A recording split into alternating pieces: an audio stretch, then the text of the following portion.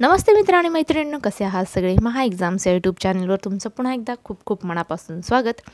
तर मित्रांनो, मी आहे जयश्री आणि आज आपण पाहणार आहोत वैदिक संस्कृती म्हणजे प्राचीन भारताचा इतिहास. हा टॉपिक आपण कव्हर करत आहोत. त्यातील वैदिक संस्कृती हा आज भाग आपण पाहणार आहोत. याआधीचेही भाग आपण पाहिलेले आहेत, जसे की हडप्पा संस्कृती, हडप्पाकालीन लोकजीवन, हडप्पाकालीन लोकजीवन हे जे घटक आहेत ते आपण कवर केलेले आहेत. जर तो व्हिडिओ पाहिला नसेल तर त्या व्हिडिओची लिंक डिस्क्रिप्शन बॉक्समध्ये देईल, जाऊन नक्की चेक करा. चला तर मग आजच्या विषयाला सुरुवात करूयात. त्याआधी जर तुम्ही माझ्या चॅनलवर नवीन असाल आणि चॅनलला सबस्क्राईब केलं नसेल तर प्लीज चॅनलला सबस्क्राईब करा, शेअर करा, लाईक करा आणि काही प्रश्न असतील तर ते मला प्लीज कमेंट बॉक्समध्ये कमेंट करा. चला तर मित्रांनो, वळूयात आपल्या आजच्या पहिल्या प्रश्नाकडे. तर वैदिक संस्कृती या घटकातील आजचा आपला पहिला प्रश्न पाहूया. तर वैदिक संस्कृती विकसित करणाऱ्या लोकांना डॅश म्हणून ओळखले जाते. पर्याय आहेत आर्य, द्रविड, कुशाण, आर्येतर. तर या प्रश्नाचं उत्तर आहे वैदिक संस्कृती विकसित करणाऱ्या लोकांना आर्य असे म्हणतात. तर या प्रश्नाचं उत्तर आहे आर्य. पहा, वैदिक संस्कृती विकसित करणाऱ्या लोकांना आर्य असे म्हणतात. पुढच्या प्रश्नाकडे वळूयात. पुढचा प्रश्न आहे वैदिक काळात लोकांनी कोणत्या भाषेत काव्यरचना केली? पर्याय आहेत पाली, संस्कृत, हिंदी, अर्धमागधी. तर वैदिक काळात लोकांनी संस्कृत भाषेत काव्यरचना केली. वैदिक काळात लोकांनी संस्कृत भाषेत काव्यरचना केली. पुढचा प्रश्न पाहूया. आर्यांचा आद्यग्रंथ कोणता? तर यजुर्वेद, सामवेद, ऋग्वेद, अथर्ववेद. तर यापैकी आर्यांचा आद्यग्रंथ ऋग्वेद हा आहे. उत्तर आहे ऋग्वेद.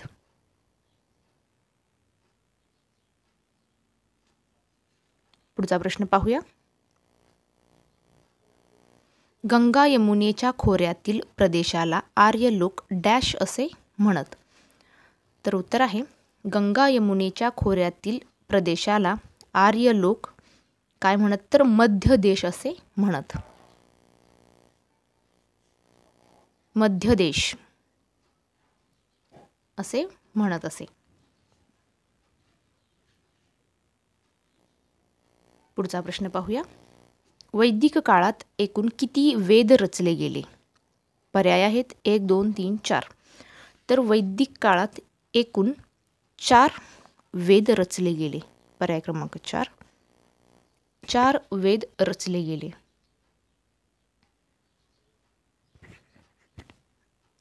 पुढचा प्रश्न पाहूया.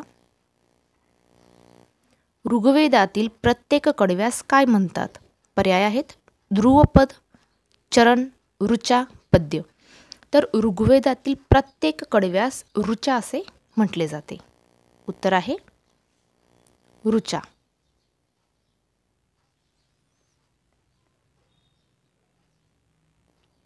पुढचा प्रश्न पाहूया. यज्ञाविषयी माहिती देणारा आर्यकालीन वेद कोणता? पर्याय आहेत ऋग्वेद, यजुर्वेद, सामवेद, अथर्ववेद. तर विचारले काय? तर यज्ञाविषयीची माहिती देणारा आर्यकालीन वेद कोणता? तर या प्रश्नाचं उत्तर आहे यजुर्वेद. यज्ञाविषयी माहिती देणारा आर्यकालीन वेद म्हणजे यजुर्वेद.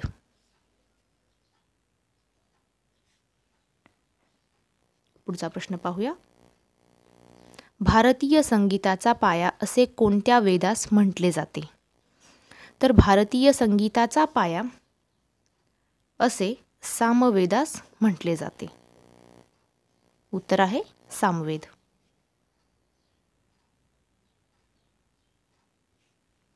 पुढच्या प्रश्नाकडे वळूयात. औषधी वनस्पतीची माहिती कोणत्या वेदात देण्यात आली? तर औषधी वनस्पतीची माहिती अथर्ववेदात देण्यात आलेली आहे. उत्तर आहे अथर्ववेद. औषधी वनस्पतीची माहिती अथर्ववेदात देण्यात आली आहे. पुढचा प्रश्न पाहूया. आरण्यके म्हणजे डॅश जाऊन रचलेले ग्रंथ होत. तर उत्तर आहे पर्याय पाहूया. गुरुकुलात, अरण्यात, आश्रमात, पाठशाळेत. तर अरण्यके म्हणजे नावामध्येच आहे. अरण्यके म्हणजे अरण्यात जाऊन रचलेले ग्रंथ होय. अरण्यके म्हणजे अरण्यात जाऊन रचलेले ग्रंथ होत. पुढचा प्रश्न पाहूया. पुढचा प्रश्न आहे, वैदिक काळातील लोकांचा मुख्य व्यवसाय कोणता होता? पर्याय आहेत शेती, पशुपालन, शिकार, व्यापार. तर वैदिक काळातील लोकांचा मुख्य व्यवसाय हा शेती होता. उत्तर आहे शेती. पुढचा प्रश्न पाहूया. वैदिक संस्कृती कोणत्या नद्यांच्या खोऱ्यात विकसित झाली? गंगा यमुना, सिंधू चिनाब, यमुना कावेरी, गंगा गोदावरी. तर या प्रश्नाचं उत्तर आहे वैदिक संस्कृती ही गंगा यमुना या नद्यांच्या खोऱ्यात विकसित झाली. वैदिक संस्कृती ही गंगा यमुना नद्यांच्या खोऱ्यात विकसित झाली. पुढचा प्रश्न पाहूया. हत्यारे व अवजारांसाठी वैदिक काळात कोणत्या धातूचा वापर वाढला? हत्यारे व अवजारांसाठी वैदिक काळात लोखंड या धातूचा वापर वाढला. तर उत्तर आहे लोखंड.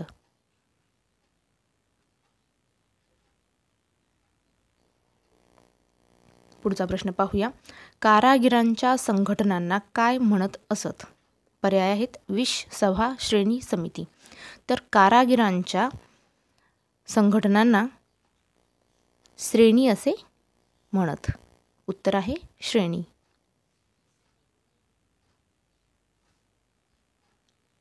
पुढचा प्रश्न पाहूया. वैदिक काळात राजाच्या सत्तेवर नियंत्रण ठेवण्यासाठी कोणत्या संस्था कार्यरत होत्या?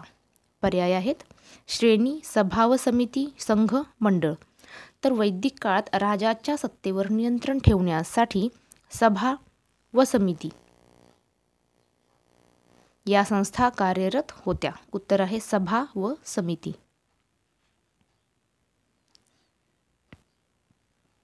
पुढचा प्रश्न पाहूया. गावाच्या प्रमुख अधिकाऱ्यास काय म्हणत? पर्याय आहेत ग्रामणी, ग्रामवादी, विष्पती, भागदूग. तर गावाच्या प्रमुख अधिकाऱ्यास ग्रामणी असे म्हणत. उत्तर आहे ग्रामणी. पुढचा प्रश्न पाहूया.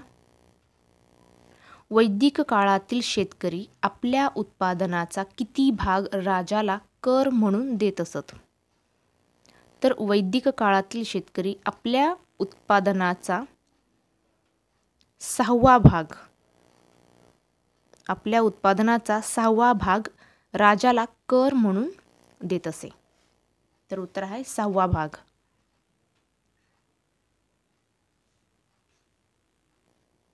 पुढचा प्रश्न पाहूया. वैदिक काळात लोकांच्या सर्वसाधारण बैठकीला काय म्हणत? पर्याय आहेत सभा, श्रेणी, विश, समिती. तर वैदिक काळात लोकांच्या सर्वसाधारण बैठकीला समिती असे म्हणत. तर उत्तर आहे समिती. वैदिक काळातील लोकांच्या सर्वसाधारण बैठकीला समिती असे म्हणत. पुढचा प्रश्न पाहूया. ग्रामणीच्या मदतीने न्यायनिवाडा करणारा अधिकारी. तर ग्रामणीच्या मदतीने न्यायनिवाडा करणारा अधिकारी म्हणजे ग्रामवादी. उत्तर आहे ग्रामवादी.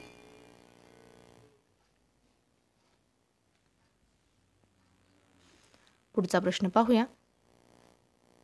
यजुर्वेद हा डॅश विषयी माहिती देणारा ग्रंथ होय. पर्याय आहेत ईश्वर, यज्ञ, आचार, औषधी, वनस्पती. तर उत्तर आहे यजुर्वेद हा यज्ञाविषयी माहिती देणारा ग्रंथ आहे. तर उत्तर आहे यज्ञ.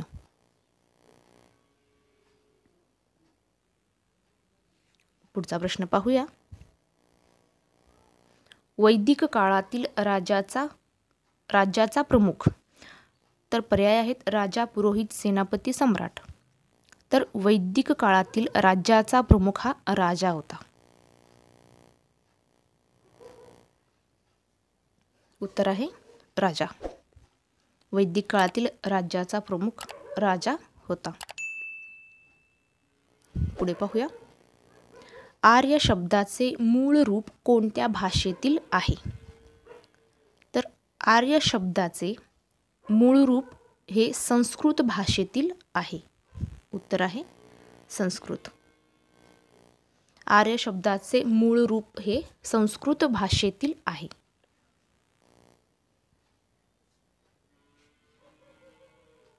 पुढचा प्रश्न पाहूया. ऋग्वेदाचा रचनाकाळ. तर उत्तर आहे ऋग्वेदाचा रचनाकाळ हे इसवी सन पूर्व 1500 ते 1000. पर्याय क्रमांक 2. इसवी सन पूर्व 1500 ते 1000 हा जो काळ आहे हा ऋग्वेदाचा रचनाकाळ आहे. पुढचा प्रश्न. उत्तर वैदिक साहित्याचा रचनाकाळ. तर उत्तर वैदिक साहित्याचा रचनाकाळ हा इसवी सन पूर्व 1000 ते 500. पर्याय क्रमांक 2. इसवी सन पूर्व 1000 ते 500 हा जो कालखंड आहे हा उत्तर वैदिक साहित्याचा रचनाकाळ आहे. पुढचा प्रश्न पाहूया. यज्ञविधी वेदांचा वापर कसा करावा याचे मार्गदर्शन कोणत्या ग्रंथात केले आहे? तर पर्याय आहेत ब्राह्मणे, अथर्ववेद, आरण्यके, उपनिषदे. तर यज्ञविधी वेदांचा वापर कसा करावा याचे मार्गदर्शन ब्राह्मणे या ग्रंथात केलेले आहे. तर उत्तर आहे ब्राह्मणे.